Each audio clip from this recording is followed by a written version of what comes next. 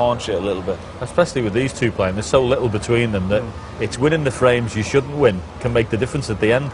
I mean, you'd expect them when they're in amongst the balls to win the frames they're going to win, but nicking another one when you don't look like winning one, massive between these two.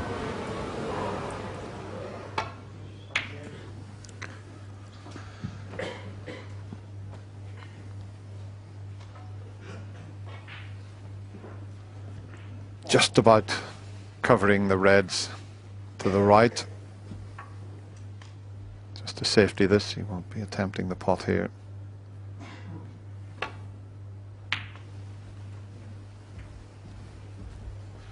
It's amazing off the break-off shot the number of times a red lands on the black and ties it up. Sometimes we see a red land either side of the black and put it out of commission. Chance to get down behind the yellow here off the side of the bunch.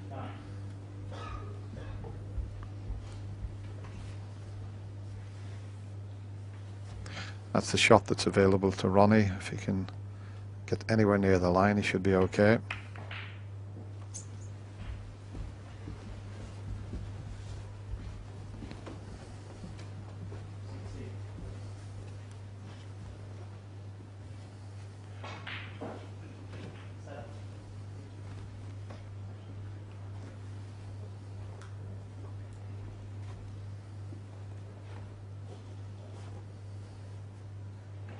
No value in trying to pot that red that's near the right corner pocket because of the situation of the black.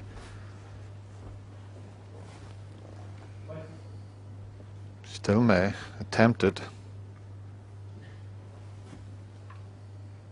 Or is it just a safety?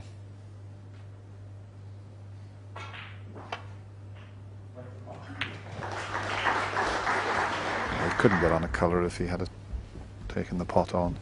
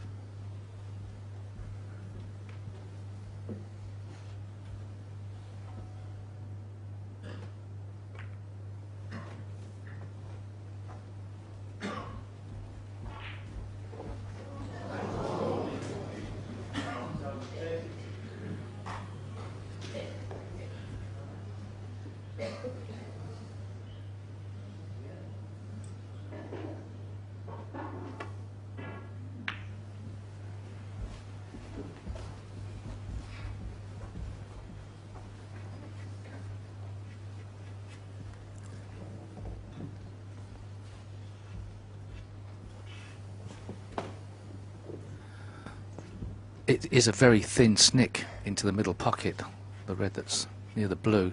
You can get through to this one on the right hand side of the table. That's a much better option. Oh, hit that hit that perfectly. Very unlucky. You'd be pleased to see the red go past the middle pocket. That was a great strike. Can do no more than that, apart from get the ball in. Yeah, he was almost on his way around the table. He thought he hit it so well. But once again, a little bit awkward. Three reds heading up towards the other end of the table. And there's another one.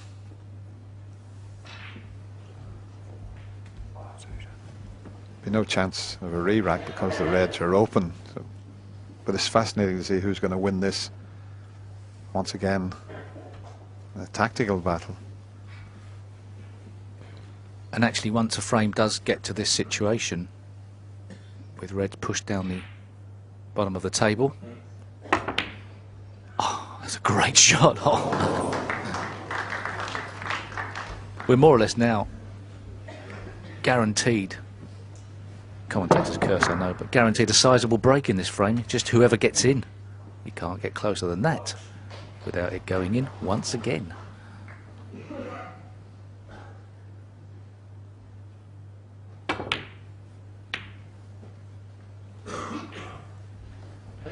Well, we've got another post question for you. Will the winner of this match go on to win the World Championship? What do you think? Vote on bbc.co.uk/ and click on post. That'll be interesting.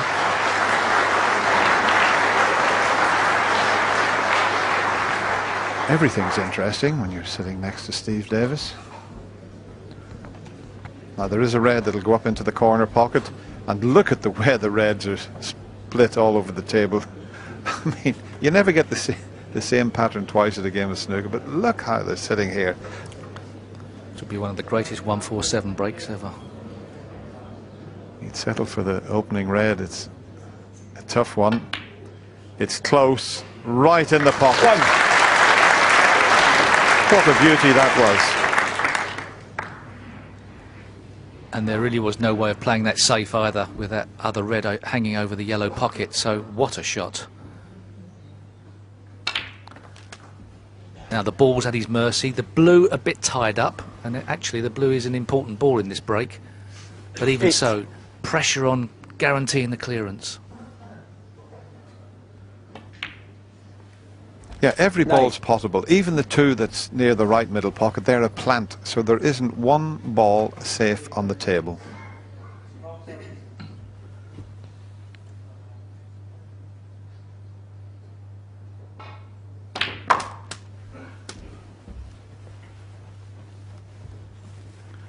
John Higgins immediately identified that 16. he needs to open up the blue to the middle pockets. He played on that red by the middle with the intention of them going back down for the black. I think he's a bit too straight on it though.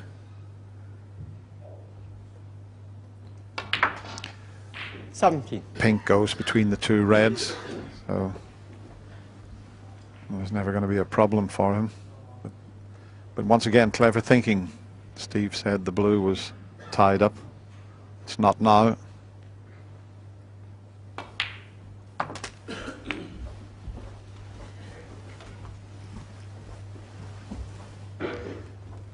But they play a similar type of game in one respect. If they get half a chance to take the frame, they'll take on the risky pot. We said about percentages. It's knowing when to go and when not to go for them. Well, we got the answer for the pulse question. Will the winner of this match win the World Championship? 61% think yes, 39% no.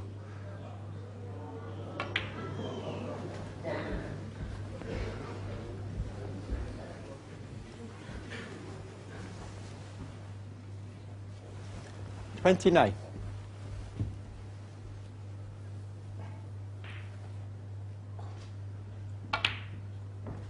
30. I don't know if they can vote in China. I suppose most of them would be voting for Ding.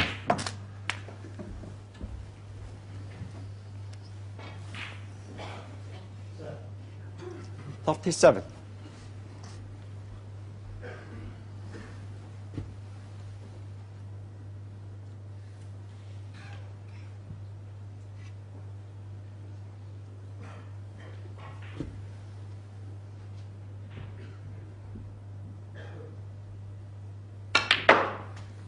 38. Yeah.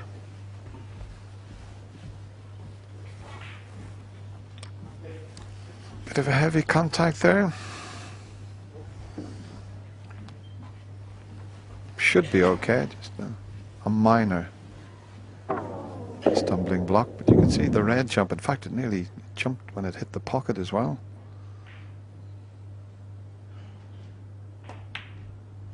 Safely in the center of the pocket. That's when you know you're cueing well, when the ball goes in the center of the pocket. It's amazing, but it's a case, Steve, 44. isn't it? It's a nice feeling as you start off the pink on its journey that you know it's bang in the middle. 45.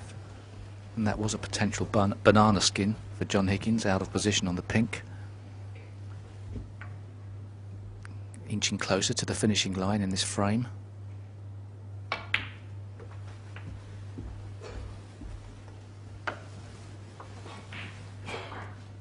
$50.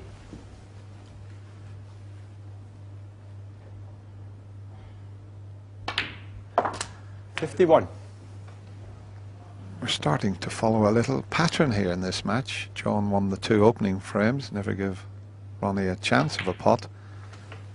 Ronnie wins 2, and it looks as if John's going to win 2. So at the moment it's 2-2-2. 56.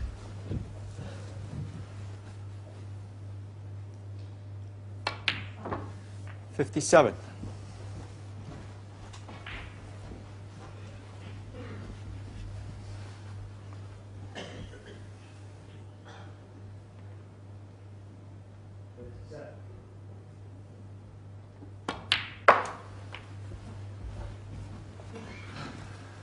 You could see the cue action of John Higgins 60. there. That beautiful pause before he delivered the cue.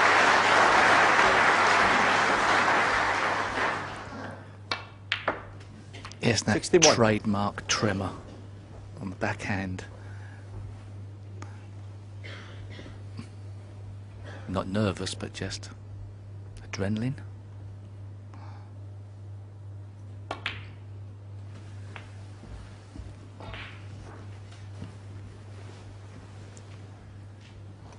$66. Well, never easy to clear all the balls up when the reds are scattered all over the place. They're in unusual positions, but this red more or less secures the frame.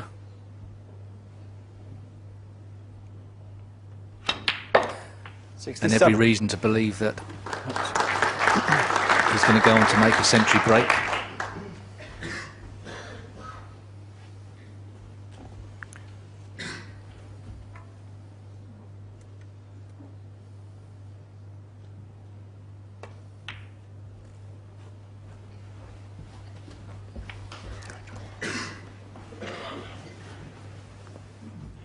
$71.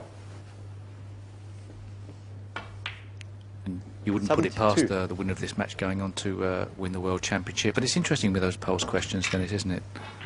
And obviously not everybody has access to a computer. So if you do have access to a computer, hit pulse yes now. 74. Yeah, the viewers, they're usually pretty shrewd. They know what's going on the snooker table. I mentioned the 75. stat earlier that both these players in their career have made 104 centuries at the Crucible Theatre. I bet they don't know that stat.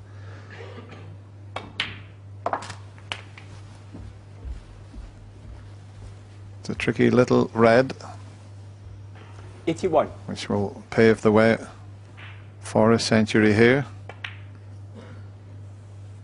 82. It will be the 49th century of this year's Betfred.com World Championship, and John 88. Higgins is 5th. A few more pots, that'll be the case. 89. It deserves a century break. And the shot that does deserve it was the opening red. What a pot that was.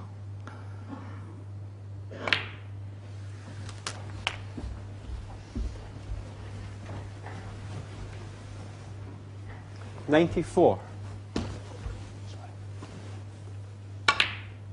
96.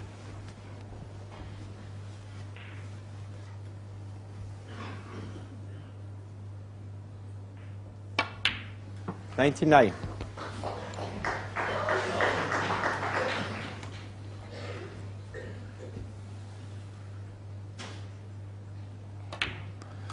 That's the 49th century in this year's World Championship, and the Wizard of Wishaw, that's his 5th.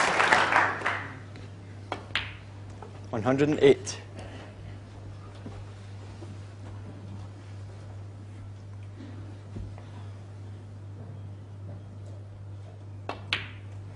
$114. The reds were all over the table, but it still needed compiling, and he's made a fantastic job of it. That's a great clearance from John Hill.